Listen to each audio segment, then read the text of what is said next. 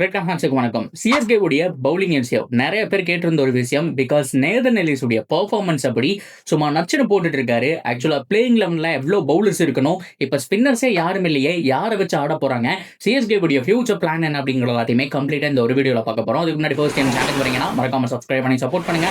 அப்பதான் அப்டேட் எல்லாமே உங்களை வந்து சேரும். சரி வாங்க வீடியோக்குள்ள போலாம்.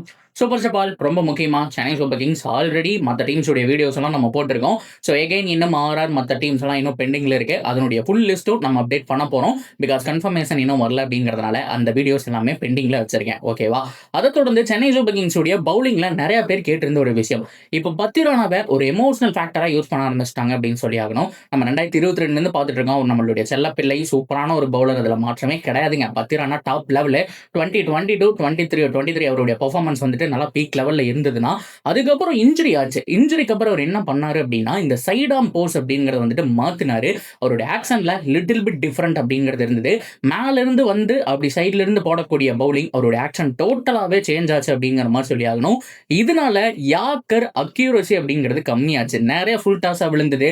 அதனால ஒரு வேரியேஷன் ட்ரை பண்ணாரு. அவருடைய ஸ்ட்ரென்த்தே 6 பாலுமே நச்சுன்னு அந்த காய் நடிக்கிற மாதிரி யாக்கர் போடுறதான். பட் இருந்தாலுமே ஏகப்பட்ட பிரச்சனை காரணமா அவர் யாக்கரை விட்டுட்டு லைன் அண்ட் லென்த்ல ஃபோக்கஸ் பண்ணலாம்னு சொல்லிட்டு பவுன்சர் போடுறது, ஒரு வேரியேஷன் காமிக்கிறது, இந்த மாதிரி ட்ரை பண்ணாங்க. அதனால புடிச்சு பொழந்து விட ஆரம்பிச்சிட்டாங்க. பிகாஸ் இந்த ஆக்ஷன்ல இருந்து அதெல்லாம் ட்ரை பண்ணும்போது அவங்களுக்கு பிக் பண்றதுக்கு ஈஸியாகவும் இருக்கும். ஸோ ப்ரெடிக்டபிள் அப்படிங்கிற மாதிரி தெரிஞ்சிடும். ஒன்னு யாக்கர் போட முடியல, ஏன்னா பவுன்சர் அப்படிங்கிற மாதிரி அவங்க வெயிட்டிங்லயும் இருப்பாங்க.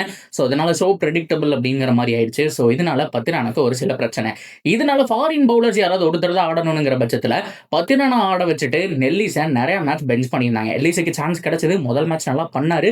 பத்திரானா வந்ததுக்கு அப்புறம் அவரை கண்டினியூ பண்ண ஆரம்பிச்சதாங்க மிகப்பெரிய தப்பே. இப்போ நம்ம எமோஷனல் ஃபேக்டர்லாம் தள்ளி வச்சுட்டு டீம் வின் பண்ணணும் அப்படின்னா ஒரு ஃபாஸ்ட் பவுலரை வச்சு ஆடி ஆகணும். அது நேதன் எல்லிஸ் அப்படிங்கிறது மாற்றமே கிடையாது. பிபிஎல்ல ஒரு ஃப்ரெஷ் டீமுக்கு கேப்டன்சி பண்ணி அந்த சீரீஸ் ஃபுல்லா அவருடைய பவுலிங் ஸ்கோர் கார்டு எடுத்து பார்த்தீங்க அப்படின்னா எல்லா மேட்சுமே கன்சிஸ்டன்ஸா 1 wicket 2 wicket 20 run 25 run, so mostly 30 ரன்குள்ள தான் மேக்ஸிமம் கொடுத்து அந்த கன்சிஸ்டன்சிலேயே போட்டுட்டு இருந்தாரு. ஸோ அதனால உங்களுடைய பவுலிங் ஸ்பெல்லும் நல்லா இருந்தது, கூட சப்போர்ட்டும் கிடைச்சது, சாம்பியன்ஷிப்பும் அடிச்சாங்க. அதை தொடர்ந்து ஆஸ்திரேலியாவுக்கும் சூப்பரா போட்டிருக்காரு.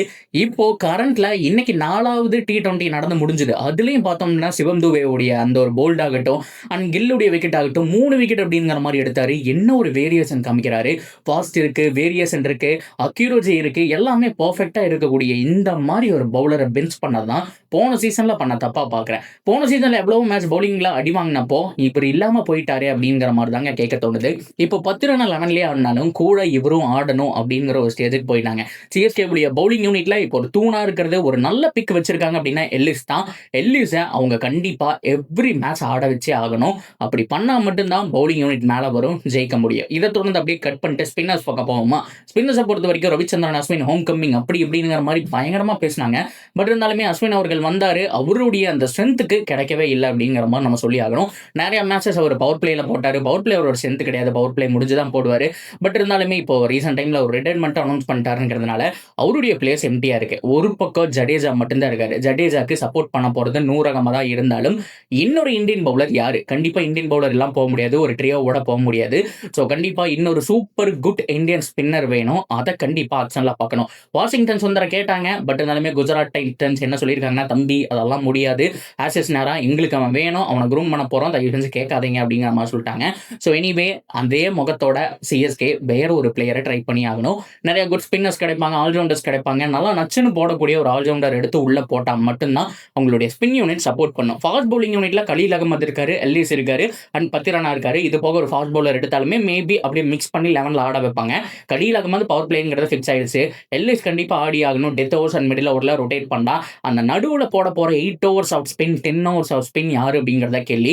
ஜடேஜா அது மட்டும் இல்லாம 100 அகமது 4 ஓவர் போட்டாலுமே கூட இன்னும் ரொட்டேஷனுக்கு பார்ட் டைம் பவுலர்ஸோ அப்படி இல்லைன்னா குட் குவாலிட்டி ஸ்பின்னரோ வேணும். அதுக்கு என்ன தேவையோ அது சிஎஸ்கே ஆக்ஷன்ல பண்ணா மட்டும்தான் அதிலிருந்து இம்ப்ரூவ் பண்ண முடியும். இதுதான் சிஎஸ்கே உடைய பவுலிங் யூனிட்டா இருக்க போகுது.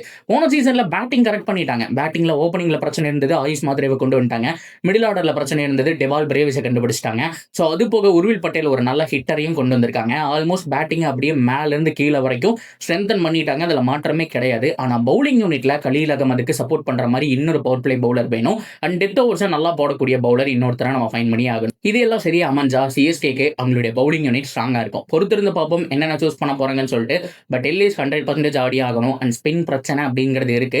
இதை சரி பண்ணா மட்டும்தான் பவுலிங் யூனிட் பவுன்ஸ் பேக் ஆகி வரும். இது ஆக்ஷன்ல கண்டிப்பா பார்க்கணும். பேட்டிங்ல மட்டுமே ஒரு ஹிட்டர் வேணும், ஒரு ஆல்ரவுண்டர் வேணும் அப்படிங்கிற மாதிரி ஃபோக்கஸ் பண்ணிட்டு இல்லாம பவுலிங் யூனிட்ல இந்த பிரச்சனை இருக்கு அப்படிங்கிறது உங்களுக்கு தெரிஞ்சிருக்கும். இதுக்கு தகுந்த மாதிரி ஸ்குவாட் எடுத்துட்டாங்க. ஒரு 5 பேர் 6 பேர் நச்சுன்னு உள்ள வந்துட்டாங்க அப்படின்னா கண்டிப்பா Chennai Super Kings playoff chance அப்படிங்கிறது ஹைலி பாசிபிள் இந்த சீசன்லங்கிறதுல மாற்றமே இல்லை. So that's video wise. இதை பற்றி உங்களுடைய கருத்துக்கள் என்னவோ அதை தாராளமாக கமெண்ட் செக்ஷன்ல சொல்லலாம். தொடர்ந்து சேனலோட இணைஞ்சிருக்கேன், சப்ஸ்கிரைப் பண்ணி சப்போர்ட் பண்ணுங்க.